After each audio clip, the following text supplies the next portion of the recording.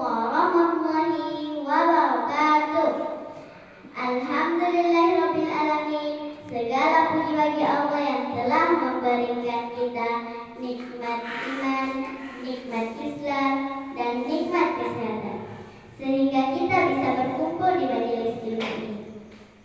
Hadirin yang dirahmati Allah, pada kesempatan kali ini saya ingin menyampaikan sebuah pesan singkat dengan judul Berlomba dalam Kebaikan. Apa makna dalam berlomba dalam kebaikan? Maknanya adalah bahwa kita sebagai umat Islam tidak boleh merasa cukup dengan amal yang kita lakukan. Jangan pernah merasa amal kita sudah banyak, karena bisa jadi amalan kecil orang lain lebih ikhlas dan lebih dicintai Allah daripada amalan besar yang kita lakukan dengan riya. Kebaikan bisa berupa hal tersenyum kepada saudara kita, membantu orang tua, menyantungi anak yatim, menyebarkan ilmu, hingga hal-hal sederhana seperti membuang duri di jalan.